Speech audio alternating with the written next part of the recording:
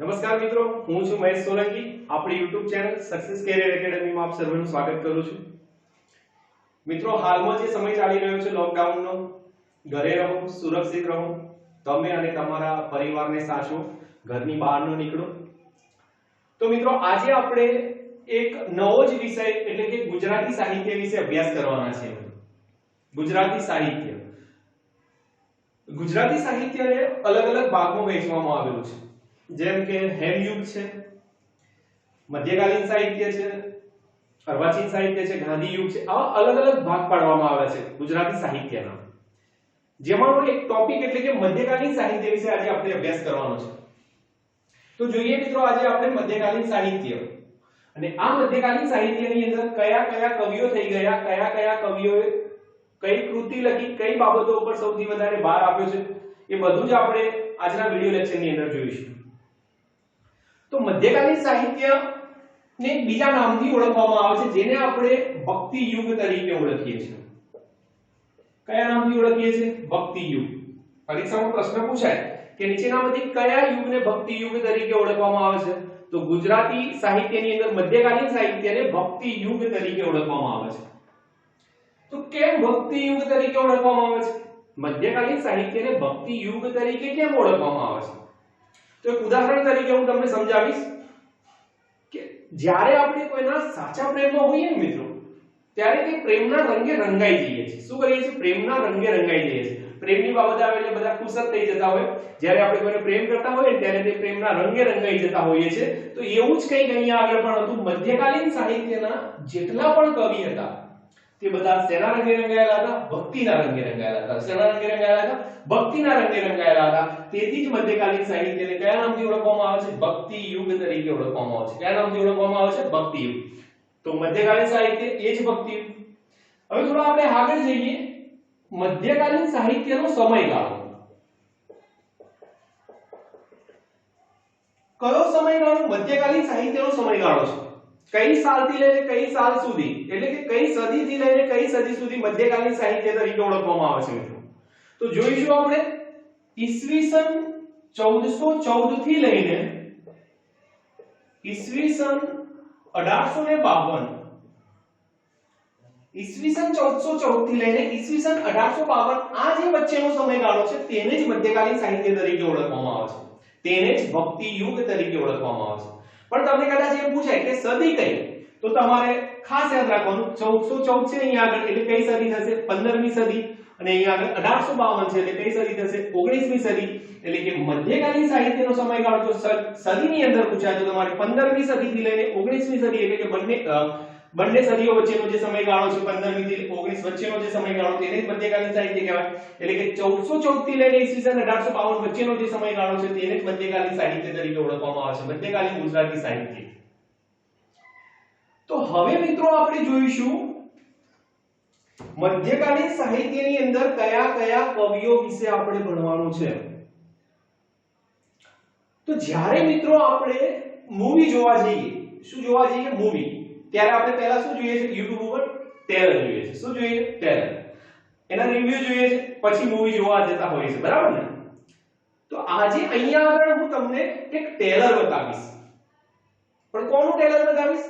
મધ્યકાલીન Gujarati સાહિત્યનું trailer હું તમને બતાવવાનું છું આજે. એક નાનકડું મારું વિડિયો લેક્ચર, એની અંદરથી જ તમને તમારા 2 થી 3 માર્ક્સ કમ્પ્લીટ થઈ જશે મિત્રો.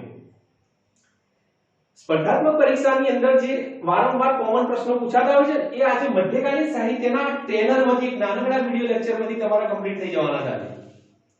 તો હવે જોઈશું આપણે મધ્યકાલીન સાહિત્યનું એક ટ્રેલર કે કયા કયા કવિઓએ કઈ કઈ કૃતિ લખી, કઈ કૃતિમાં કયા કવિનું યોગદાન છે, એ આજે આપણે આ એક નાનકડા વિડિયો લેક્ચરમાં જોવાનું. તો આપણે જોયું મધ્યકાલીન સાહિત્યને ભક્તિ યુગ કહેવાય, સમયગાળો જોયો. તો હવે આપણે જોવાનું છે કે મધ્યકાલીન સાહિત્યની અંદર સૌથી પહેલા કવિ કોણ હતા? સૌપ્રથમ કવિ કોણ હતા? તો મધ્યકાલીન સાહિત્યની અંદર સૌથી પહેલા કવિ હતા કોણ? તો કોણ હતા? નરસિંહ મહેતા. કોણ હતા? નરસિંહ મહેતા. મધ્યકાલીન સાહિત્યની અંદર સૌપ્રથમ કવિ હતા નરસિંહ મહેતા. અને એટલે જ આપણે તેમને કયા નામે ઓળખીએ છીએ નરસિંહ મહેતાને? તો નરસિંહ મહેતાને આપણે આદિ કવિ તરીકે ઓળખીએ છીએ. તમને પ્રશ્ન પૂછાય મિત્રો કે આદિ કવિ તરીકે કયા કવિને ઓળખવામાં આવે છે? તો આદિ કવિ તરીકે કોને ઓળખવામાં આવે છે? નરસિંહ મહેતાને. પણ એવો પ્રશ્ન પૂછાય મિત્રો કે નરસિંહ મહેતાને આદિ કવિ તરીકે ઓળખાવ્યા કોણે? નરસિંહ મહેતાને આદિ કવિનું બિરુદ આપ્યું કોણે? તો નરસિંહ મહેતાને આદિ કવિનું બિરુદ આપનાર કોણ હતા? ઉમાશંકર જોશી. કોણ હતા? ઉમાશંકર જોશી. તો આટલી વસ્તુ તો તમને યાદ રહેવી જોઈએ મિત્રો. મધ્યકાલીન સાહિત્યને કયા નામથી ઓળખવામાં આવે? ભક્તિ યુગ. સમયગાળો પૂછાય તો ઈસવીસન 1414 થી લઈને ઈસવીસન 1852. સદી પૂછાય તો 15મી સદીથી લઈને 19મી સદી.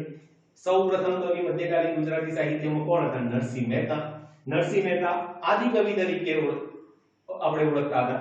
આદિ કવિ તરીકે નરસિંહ મહેતાને કોણે ઓળખાવે? ઉમાશંકર જોશીએ નરસિંહ મહેતાને આદિ કવિ તરીકે ઓળખાવે. હવે આપણે જોવાનું છે મિત્રો મધ્યકાલીન સાહિત્યની અંદર કયા કવિએ કઈ કૃતિ લખી, કઈ બાબત ઉપર ભાર મૂક્યો. બરાબર? તો આપણે જોઈશું મિત્રો મધ્યકાલીન સાહિત્યની અંદર સૌથી પહેલા પદ આવ્યું. શું આવ્યું? પદ. મધ્યકાલીન સાહિત્યની અંદર સૌથી પહેલા પદ આવ્યું. પદ લાવનાર કોણ હતા? તો પદ લાવનાર નરસિંહ મહેતા હતા. કોણ હતા? નરસિંહ મહેતા. યાદ રાખજો મિત્રો મધ્યકાલીન સાહિત્યની અંદર સૌથી પહેલા પદ આવ્યું. પદ લાવનાર કોણ હતા? નરસિંહ મહેતા. પણ અહીંયા આગળ તમને એક પ્રશ્ન પૂછી રહ્યા મિત્રો કે સૌથી વધારે પદો કોના છે? સૌથી વધારે પદો કોણે લખેલા છે? તો સૌથી વધારે પદ કોણે લખેલા છે? મીરાબાઈએ લખેલા છે. કોણે લખેલા છે? મીરાબાઈએ. પણ પદ લાવનાર કોણ હતું? તો નરસિંહ મહેતા હતા. કોણ હતું? નરસિંહ મહેતા. સૌથી વધારે પદો પૂછાય તો મીરાબાઈ. તો આપણે હવે થોડું આગળ જઈશું. પદ પછી આખ્યાન વિશે આપણે ચર્ચા કરવાની છે. શેના વિશે ચર્ચા કરવાની છે? આખ્યાન. આખ્યાનની બાબત આવે એટલે તમારા મનની અંદર એક કવિ હોય ભાલણ. બરાબર ને? કારણ કે ભાલણને આખ્યાનના પિતા તરીકે ઓળખવામાં આવે છે. પણ મિત્રો અહીંયા આગળ ખાસ અગત્યની બાબત યાદ રાખજો કે આખ્યાનો સૌપ્રથમ કોણે લખ્યા હતા? આખ્યાન લાવનાર કોણ સૌપ્રથમ? જો આવો પ્રશ્ન પૂછાય તો આખ્યાન સૌપ્રથમ લાવનાર હતા નરસિંહ મહેતા. કોણ હતા? નરસિંહ મહેતા. આખ્યાનો સૌથી પહેલા નરસિંહ મહેતાએ લખ્યા હતા. તો તમને એમ થાય કે ભાલણનું શું મહત્વ છે? તો જો આ નરસિંહ મહેતાએ આખ્યાનો લખ્યા તો ખરા સૌપ્રથમ, પણ તે લિપિબદ્ધ હતા નહીં. એટલે કે તેનું કોઈ બંધારણ હતું નહીં. જે નરસિંહ મહેતાએ આખ્યાનો લખ્યા તે લિપિબદ્ધ ન હતા, એટલે કે તેનું કોઈ બંધારણ હતું નહીં. તો આખ્યાનનું બંધારણ, આ આખ્યાનો જે હતા, આ આખ્યાનનું બંધારણ એટલે કે લિપિબદ્ધ કરનાર કોણ હતા? તો કોણ હતા? ભાલણ હતા. કોણ હતા? ભાલણ હતા. તો આખ્યાનોને લિપિબદ્ધ કોણે કર્યા? ભાલણે કર્યા. અને એટલે જ આખ્યાનના પિતા તરીકે કોને ઓળખવામાં આવે છે? ભાલણને ઓળખવામાં આવે છે. કોને ઓળખવામાં આવે છે? ભાલણને. તો યાદ હશે મિત્રો પદ કોણ લાવ્યું? નરસિંહ મહેતા. આખ્યાન કોણ લાવ્યું? નરસિંહ મહેતા. નરસિંહ મહેતા આખ્યાન લાવ્યા પણ લિપિબદ્ધ હતા નહીં. લિપિબદ્ધ કોણે કર્યા? ભાલણે. તેથી ભાલણને આખ્યાનના પિતા. પ્રશ્ન પૂછાય કે આખ્યાનના પિતા તરીકે કોને ઓળખવામાં આવે છે? ભાલણને ઓળખવામાં આવે છે. પણ હજુ તમારા મનની અંદર એક પ્રશ્ન ઉદ્ભવ થાય મિત્રો, પ્રેમાનંદ. બરાબર ને? પ્રેમાનંદ. તો આખ્યાનની અંદર પ્રેમાનંદનું શું મહત્વ છે? તો એ પણ આપણે જોઈશું કે આખ્યાન લાવ્યા નરસિંહ મહેતા, લિપિબદ્ધ કર્યા ભાલણે, તેથી તેમને પિતા કહેવાયા. પણ જે આ આખ્યાનો હતા તે ગાનાર કોણ? એટલે કે ગાયા કોણે? તો પ્રેમાનંદે ગાયા. કોણે ગાયા? પ્રેમાનંદે. દેશભરની અંદર આખ્યાનો ગાયા કોણે? પ્રેમાનંદે ગાયા અને આખ્યાનોને ફેમસ કર્યા. અને એટલે જ આપણે પ્રેમાનંદને કયા નામે ઓળખીએ છીએ મિત્રો? આખ્યાન શિરોમણી. કયા નામે ઓળખીએ છીએ? આખ્યાન શિરોમણી. તો પ્રશ્ન પૂછાય મિત્રો આખ્યાન શિરોમણી તરીકે કયા કવિને ઓળખવામાં આવે છે? આખ્યાન શિરોમણી હોય યા તો આખ્યાનકાર હોય તો આખ્યાન શિરોમણી યા આખ્યાનકાર તરીકે આપણે કોને ઓળખીએ છીએ? પ્રેમાનંદને ઓળખીએ છીએ. શું કર્યું તેમણે? આખ્યાનો ગાયા. પણ હજુ પણ તમને થોડું ઊંડાણમાં પૂછાય કે માણભટ્ટ તરીકે કયા કવિને ઓળખવામાં આવે છે? તો જો મિત્રો આખ્યાનો પ્રેમાનંદે ગાયા, આખ્યાન શિરોમણી તરીકે તેમને ઓળખવામાં આવ્યા. પણ શેના વડે ગાયા? માણ વડે ગાયા. શેના વડે ગાયા? માણ વડે. તેથી પ્રેમાનંદને માણભટ્ટ તરીકે ઓળખવામાં આવે છે. તો કયા કવિને માણભટ્ટ તરીકે ઓળખવામાં આવે છે? પ્રેમાનંદને. કયા કવિને? પ્રેમાનંદને. કયા કવિને આખ્યાન શિરોમણી તરીકે ઓળખવામાં આવે છે? તો પણ પ્રેમાનંદને. આખ્યાનના પિતા કોણ? ભાલણ. સૌપ્રથમ આખ્યાન લાવ્યું કોણ? તો નરસિંહ મહેતા. પદ લાવનાર કોણ હતા? તો પણ નરસિંહ મહેતા. તો હવે થોડા આપણે આગળ જઈશું મિત્રો કે આપણે પદ જોયું, આખ્યાન જોયા, હવે આપણે જોઈશું પદ્ય વાર્તા. તો પ્રશ્ન પૂછાય કે પદ્ય વાર્તાના પિતા તરીકે કોને ઓળખવામાં આવે છે? પદ્ય વાર્તાના પિતા. પદ્ય વાર્તા, પદ્ય એટલે કે કાવ્ય પ્રકારની વાર્તા. વાર્તા તો ખરી પણ કેવી? કાવ્ય પ્રકારની વાર્તા. તો પદ્ય વાર્તાના પિતા તરીકે આપણે કોને ઓળખીએ છીએ મિત્રો? શામળ ભટ્ટને ઓળખીએ છીએ. કોને ઓળખીએ છીએ? શામળ ભટ્ટ. ખાસ યાદ રાખજો, પદ્ય વાર્તાના પિતા તરીકે આપણે કોને ઓળખીએ છીએ? શામળ ભટ્ટ. તો પદ્ય વાર્તા પછી તમારે હવે યાદ રાખવાના છે છપ્પા. છપ્પામાં તો તમને બધાને ખબર જ છે કે અખો ભગત. છપ્પાની રચના કોણે કરી હતી? અખા ભગતે રચના કરી હતી છપ્પાની. 6 કડીનું પદ એટલે છપ્પા. ખાસ યાદ રાખજો મિત્રો, કદાચ આવો પણ પ્રશ્ન પૂછાય કે 6 કડીનું પદ એટલે નીચેનામાંથી કયું? તો 6 કડીનું પદ એટલે જ છપ્પા. છપ્પાની રચના કોણે કરી હતી? અખાએ કરી હતી. અક્ષયદાસ રૈયાદાસ સોની. કોણ? અક્ષયદાસ રૈયાદાસ સોની એટલે જ અખો ભગત જેણે છપ્પાની રચના કરી હતી. 6 કડીનું પદ એટલે છપ્પા. તો છપ્પા પછી તમારે એક અગત્યની બાબત યાદ રાખવાની છે, કાફી. શું યાદ રાખવાનું છે મિત્રો? કાફી. તો કાફીના પિતા તરીકે કોને ઓળખવામાં આવે છે? કાફીની રચના કોણે કરી હતી? તો ધીરો ભગત. કોણે કરી હતી? ધીરો ભગત. ધીરો પ્રતાપ બારોટ. યાદ રહેશે મિત્રો? ધીરો પ્રતાપ બારોટ એટલે કે ધીરો ભગત જેણે શેની રચના કરી હતી? કાફીની રચના કરી હતી. પણ અહીંયા આગળ થોડું ઊંડાણમાં તમે ધ્યાન રાખજો મિત્રો, કદાચ એવો તમને પ્રશ્ન પૂછાય, એક જ રાગમાં ગવાતું 10 પંક્તિનું પદ. એક જ રાગમાં ગવાતું 10 પંક્તિનું પદ એટલે શું? એક જ રાગમાં ગવાતું 10 પંક્તિનું પદ એટલે જ કાફી. યાદ હશે મિત્રો? એક જ રાગમાં ગવાતું 10 પંક્તિનું પદ એટલે કાફી. પહેલા 5 પંક્તિ હોય અને પછી 5 પંક્તિનો ઉમેરો કરવામાં આવે તેને જ કાફી કહેવામાં આવે છે. કાફીના પિતા તરીકે કોને ઓળખવામાં આવે છે? ધીરો પ્રતાપ બારોટ એટલે કે ધીરો ભગત. એકવાર એક પ્રશ્ન પૂછાયો પરીક્ષાની અંદર કે ધીરો ભગત તેમના કાફીના પદો કઈ નદીમાં વહેરાવી દેતા હતા? ધીરો ભગત તેમના કાફીના પદો કઈ નદીમાં વહેરાવી દેતા હતા? તો કઈ નદીમાં મિત્રો વહેરાવી દેતા હતા? મહી નદીની અંદર વહેરાવી દેતા હતા. કઈ નદીની અંદર? મહી નદીની અંદર. તો કાફી પછી આપણે થોડા આગળ જઈશું મિત્રો, તો તમારે યાદ રાખવાનું છે ગરબો. ગરબામાં તમારે વલ્લભ મેવાડો. ગરબાની રચના કોણે કરી? તો કે વલ્લભ મેવાડો. તમને બધાને આ તો ખબર જ છે કે ગરબાની રચના કરનાર કોણ હતું? વલ્લભ મેવાડો. અને ગરબા પછી તમારે મિત્રો યાદ રાખવાનું છે ચાબખા એટલે કે એક પ્રકારનો કટાક્ષ. ચાબખા આપણે વાતમાં અત્યારે હાલ તો કરતા જોઈએ છે કે કટાક્ષ. ચાબખા એટલે એક પ્રકારનો કટાક્ષ એટલે કે ચાબખાની રચના કોણે કરી હતી? તો ચાબખાની રચના કરનાર કોણ હતા? બોજા ભગત હતા. કોણ હતા? બોજા ભગત. તો ચાબખાની રચના કરનાર પરીક્ષામાં પૂછાય કે ચાબખાની રચના કરનાર કોણ હતું? તો બોજા ભગત. અને આ બોજા ભગતના શિષ્યનું નામ કોના ગુરુ હતા? તો આપણે બધાને ખબર જ છે કે જલારામ બાપાનું નામ સાંભળેલું છે ને આપણે? જલારામ બાપા. તો જલારામના ગુરુ હતા બોજા ભગત. જલારામનું બાળપણનું નામ હતું જલો. યાદ રાખજો ખાસ. આ જલારામ બાપા જે વીરપુર, બરાબર ને? જલારામનું બાળપણનું નામ જલો હતું અને જલારામના ગુરુનું નામ હતું બોજા ભગત. અને બોજા ભગતે ચાબખાની રચના કરી હતી. શેની રચના કરી હતી? ચાબખાની. અને ચાબખા પછી તમારે એક અગત્યની બાબત યાદ રાખવાની છે એટલે કે ગરબી. અને ગરબીની રચના કોણે કરી હતી? તો ગરબીની રચના કરનાર હતા દયારામ. કોણ હતા?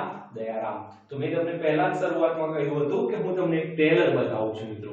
તો મધ્યકાલીન સાહિત્યની અંદર તમારે જો યાદ રાખવું હશે મિત્રો તો નાનકડું ટેલર. આ ટેલર પહેલા તો તમને ખબર હોવી જોઈએ કે મધ્યકાલીન સાહિત્યની અંદર કયા કયા કવિઓએ અગત્યનો ભાગ ભજવ્યો છે. તો આ બધા કવિ સિવાય તમારે મીરાબાઈ અને પ્રીતમ વિશે ભણવાનું છે. કોના વિશે ભણવાનું છે? મીરાબાઈ અને પ્રીતમ. તો આગળના લેક્ચરની અંદર આપણે વન બાય વન બધા જ કવિઓ વિશે ડિટેલમાં ચર્ચા કરીશું. તો એ પહેલા તમને કોના પિતા કહેવામાં આવે છે? બરાબર ને? પૂછાય કે કાફીના પિતા કોણ? તો કાફીના પિતા ધીરો ભગત. બરાબર ને? તો આ રીતે તમને વન બાય એક એક કવિ યાદ હોવા જોઈએ. ફરીથી એકવાર આપણે ચર્ચા કરી લઈએ કે ગુજરાતી સાહિત્યની અંદર અલગ અલગ ભાગ પાડવામાં આવેલા છે, જેમાં એક મધ્યકાલીન સાહિત્ય ભાગ છે. અને મધ્યકાલીન સાહિત્યને કયા નામે ઓળખવામાં આવે છે? ભક્તિ યુગ તરીકે ઓળખવામાં આવે છે. કેમ? બધા ભક્તિના રંગે રંગાયેલા હતા કવિઓ. શેના રંગે રંગાયેલા હતા? ભક્તિના રંગે. તેથી મધ્યકાલીન સાહિત્યને ભક્તિ યુગ કહેવામાં આવે છે. સમયગાળો પૂછાય તો 1414 થી લઈને ઈસવીસન 1852 જે વચ્ચેનો સમયગાળો છે તેને જ મધ્યકાલીન સાહિત્ય કહેવાય. એટલે કે 15મી સદીથી લઈને 19મી સદી સુધીનો સમયગાળો એ જ મધ્યકાલીન ગુજરાતી સાહિત્ય. સૌપ્રથમ કવિ મધ્યકાલીન સાહિત્યની અંદર કોણ હતા? તો નરસિંહ મહેતા હતા. નરસિંહ મહેતાને આપણે આદિ કવિ તરીકે ઓળખીએ છીએ. આદિ કવિ તરીકેનું ઉપનામ એટલે કે બિરુદ કોણે આપ્યું? ઉમાશંકર જોશીએ આપ્યું. નરસિંહ મહેતાને આદિ કવિ તરીકે ઓળખાવે કોણે? તો ઉમાશંકર જોશીએ. મધ્યકાલીન સાહિત્યની અંદર સૌથી પહેલા આપણે પદ જોયું કે પદ લાવનાર કોણ હતા? તો નરસિંહ મહેતા હતા. પદ પછી આપણે આખ્યાન જોયું કે આખ્યાનો સૌપ્રથમ કોણે લખ્યા હતા? તો નરસિંહ મહેતાએ લખ્યા હતા. આખ્યાનોનું કોઈ બંધારણ નહોતું, લિપિબદ્ધ કોણે કર્યા? તો ભાલણે કર્યા. અને તેથી જ ભાલણને આખ્યાનના પિતા કહેવામાં આવે છે. આખ્યાનો ગાયા કોણે દેશભરની અંદર? પ્રેમાનંદે ગાયા. જેથી આપણે પ્રેમાનંદને આખ્યાન શિરોમણી આયા તો આખ્યાનકાર તરીકે ઓળખીએ છીએ. શેના વડે પ્રેમાનંદે ગાયા? તો કે માણ વડે ગાયા. તેથી પ્રેમાનંદને આપણે માણભટ્ટ તરીકે ઓળખીએ છીએ. પદ્ય વાર્તાની વાત કરીએ કે પદ્ય વાર્તાના પિતા કોણ છે મિત્રો? તો શામળ ભટ્ટને પદ્ય વાર્તાના પિતા તરીકે ઓળખવામાં આવે છે. છપ્પા કે છપ્પાની રચના કોણે કરી? તો અપ્પો ભગત એટલે કે અક્ષયદાસ રૈયાદાસ સોની. 6 કડીનું પદ એટલે છપ્પા. કાફીની આપણે વાત કરી તો કે ધીરો પ્રતાપ બારોટ એટલે કે ધીરો ભગત. એક જ રાગમાં ગવાતું 10 પંક્તિનું પદ એટલે કાફી. કાફીના પદો ધીરો ભગત કઈ નદીમાં વહેરાવી દેતા હતા? મહી નદીની અંદર વહેરાવી દેતા હતા. ગરબાની રચના કોણે કરી? તો કે વલ્લભ મેવાડાએ ગરબાની રચના કરી હતી. ચાબખાની રચના કોણે કરી? તો ચાબખાની રચના કોણે કરી હતી? ભોજા ભગતે કરી હતી. અને છેલ્લે આપણે ગરબીની વાત કરી કે ગરબીની રચના કોણે કરી હતી? તો ગરબીની રચના કોણે કરી હતી? દયારામે. દયારામનું મૃત્યુ 1852 ની અંદર થયું હતું મિત્રો. તો નરસિંહ મહેતાથી લઈ અને દયારામ સુધી જે વચ્ચેના કવિઓ છે તેમના વિશે આપણે મધ્યકાલીન સાહિત્યની અંદર ભણવાનું છે મિત્રો. તો આવનાર તમામ સ્પર્ધાત્મક પરીક્ષા માટે ખૂબ જ અગત્યનો આ વિષય છે ગુજરાતી સાહિત્ય. તો આપણે મધ્યકાલીન સાહિત્ય, અર્વાચીન ગુજરાતી સાહિત્ય જેટલા પણ કવિઓ હશે YouTube માધ્યમ દ્વારા હું તમને મારા વિડિયો મોકલાવતો રહીશ. તો આપ સર્વે ઘરે બેસી અને ખૂબ મહેનત કરો. આ મહત્વના સમયની અંદર ખૂબ મહેનત કરી અને સફળતા જલ્દીથી મેળવી લો એવી મારી કાયમ માટે પ્રાર્થના રહેશે. Best of luck. આભાર.